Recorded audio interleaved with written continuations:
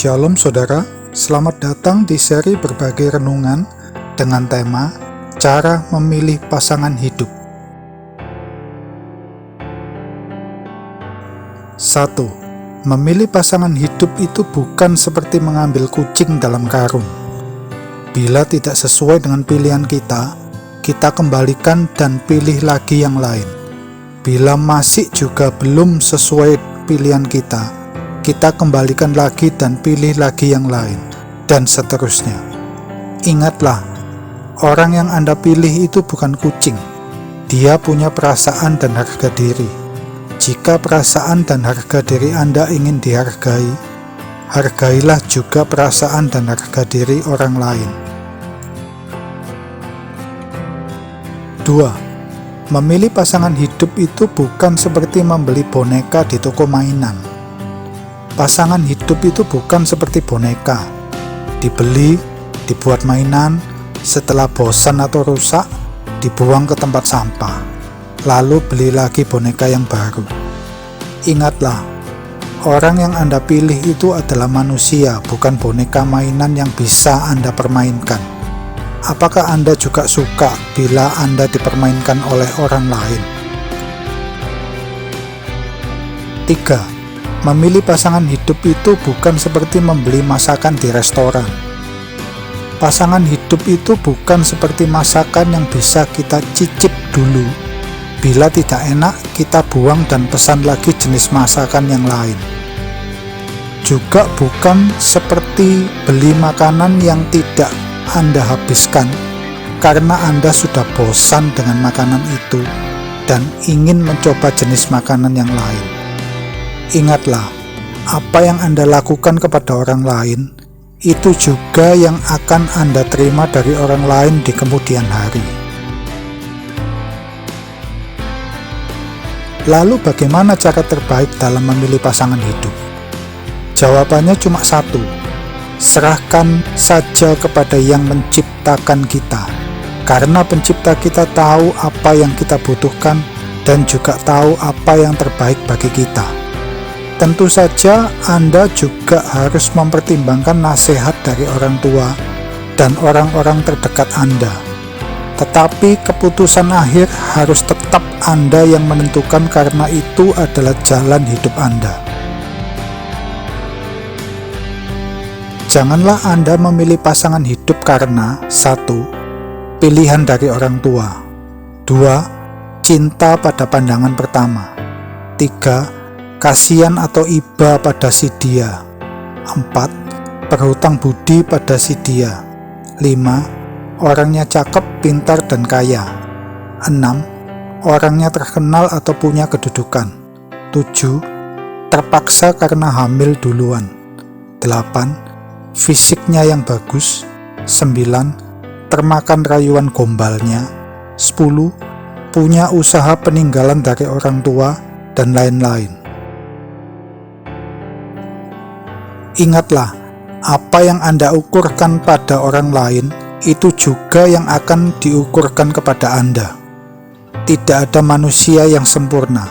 Semua punya kekurangan dan kelebihan. Tujuan dari pasangan hidup adalah supaya bisa saling melengkapi dan saling menutupi. Jangan pernah berharap untuk bisa mendapatkan pasangan hidup yang sempurna. Itu cuma ada di dalam mimpi. Anda ingin mencari yang terbaik, bisa-bisa Anda malah mendapatkan yang terjelek. Dalam mencari pasangan hidup ini, Anda bisa memakai rumus 3B, yaitu 1. Berdoa, karena hanya Tuhan yang tahu jodoh yang terbaik untuk Anda. 2. Berusaha, jangan hanya cuma berdoa terus, Anda juga harus berusaha, mencari kenalan, kontak teman, dan lain-lain. 3. Bercermin, jika sudah berdoa dan berusaha, Anda juga harus menjaga penampilan Anda dengan melakukan perawatan diri. Faktor yang paling penting dalam mencari pasangan hidup adalah Anda harus seiman. Apa yang Alkitab katakan mengenai hal ini? Tertulis di kitab 2 Korintus 6 ayat 14. Janganlah kamu merupakan pasangan yang tidak seimbang dengan orang-orang yang tak percaya. Sebab persamaan apakah terdapat antara kebenaran dan kedurhakaan? Atau bagaimanakah terang dapat bersatu dengan gelap? Khusus untuk hal ini tidak boleh ditawar. Bagaimana caranya kita bisa tahu kalau itu jodoh dari Tuhan untuk kita? 1. Pada saat berdoa Anda merasa damai sejahtera. 2. Membuat Anda semakin cinta dan giat melayani Tuhan. 3. Pasangan Anda akan membawa Anda semakin bertumbuh dalam kerohanian Anda.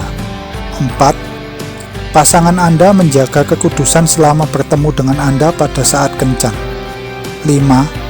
Pasangan Anda memiliki perkataan, perbuatan, dan pergaulan yang rohani. Anda mungkin berpikir, wah, kalau terlalu rohani nanti hubungan Anda jadi membosankan dong. Jangan salah, hal yang rohani itu tidak selalu membosankan. Justru yang patut dipertanyakan adalah Anda sendiri. Jika Anda tidak begitu suka dengan hal-hal yang rohani, berarti ada sesuatu yang tidak beres di dalam hidup Anda. Apa yang Anda sukai itu mencerminkan kondisi dari pribadi Anda saat ini. Dalam kitab 1 Korintus 15 ayat 33 tertulis, "Janganlah kamu sesat, pergaulan yang buruk merusakkan kebiasaan yang baik." Hati-hati dalam pergaulan kita. Melalui ayat ini Anda juga bisa melakukan pengamatan kepada si dia, bagaimana perbuatan dan perkataannya pada saat berkumpul dengan teman-temannya, orang tuanya, teman kerjanya, tetangganya, dan lain-lain. Tidak ada salahnya Anda membuka mata Anda lebar-lebar dalam melihat pasangan Anda sekarang sebelum menikah, daripada semua baru terbuka setelah Anda menikah. Anda akan menyesal seumur hidup. Janganlah Anda memakai prinsip dari dunia bahwa cinta itu buta, dan kalau cinta udah melekat, tai kucing pun rasa coklat. Anda masih ada waktu untuk bisa memutuskannya, tentu saja dengan pimpinan Roh Kudus, agar Anda tidak menyesal di kemudian hari nanti. Oleh sebab itu, bagi Anda yang sedang mencari pasangan hidup, mulailah take action. Jangan menunggu jodoh jatuh dari langit. Pengalaman adalah guru yang terbaik. Praktekkan rumus 3B, berdoa, berusaha, dan bercermin. Perhatikan juga 3B, bibit, bebet, dan bobotnya. Jangan terlalu jual mahal, nanti nggak ada yang bisa beli. Jangan mencari yang sempurna, Anda sendiri juga tidak sempurna. Video ini akan saya tutup dengan ilustrasi berikut. Pada suatu hari, Suminten pergi ke kota hendak mencari pasangan hidup. Dia datang ke sebuah toko bertingkat yang menjual bermacam-macam pria. Di lantai 1, Suminten melihat banyak pria yang bertubuh atletis. Mata Suminten berbinar-binar, bingung mau pilih yang mana. Setelah memilih-milih hampir 5 jam, akhirnya Suminten memilih satu. Saat di kasir, Suminten melihat papan petunjuk arah bahwa di lantai 2 dijual pria yang ganteng-ganteng. Tentu saja Suminten membatalkan pria yang tadi yang hendak dibelinya.